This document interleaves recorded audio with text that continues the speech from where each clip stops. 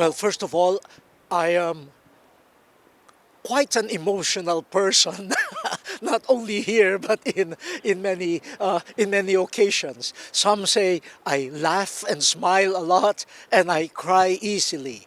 Well, the question of youth is something that is very close, not only to my heart, but to the heart of all of us. First, we were young also.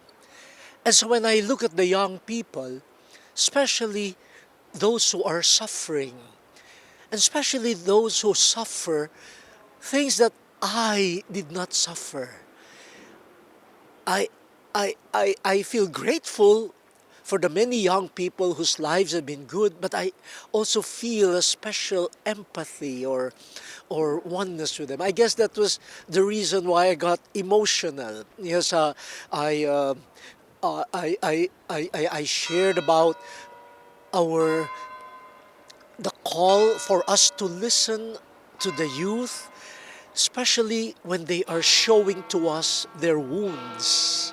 No? And I realize that sometimes we, and maybe others who are like me, we are afraid to listen because we are afraid to see our own wounds in the wounds of others. So it is not so much lack of appreciation for the others, but the fear that my listening would remind me of my own wounds. But that is important. Seeing your wounds, I see my wounds, then we come together. We are not strangers. We are one. And and that made me a bit emotional.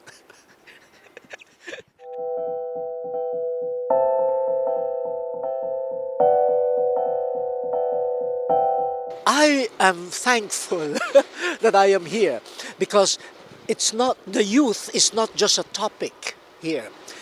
I could see how the especially the presence of the young people is giving new expressions and new challenges to the church. They are not really new challenges. I mean, we have heard them already in the past, but maybe because of the realities that we are facing now and what young people are facing now, there is a certain sense of urgency for us to listen so that we could serve the young people more. Just to give you one example, I started using a computer when I was already 30 years old. No? But now, young people are born with it. Children, infants, don't play with toys that we used to play with. Games of my youth are no longer the games. And so, just entering that world, what is fun for the young people? What is a game for young people? And how does it feel to touch not a toy car, or for a girl not to touch a doll, no, but to touch an iPhone or what? How does that affect one's mind and one's view of reality?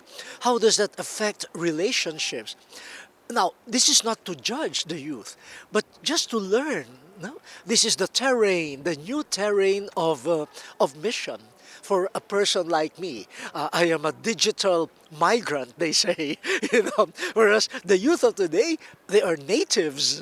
They are born into it, and so we can also tap the use of social media for evangelization and for accompanying the youth.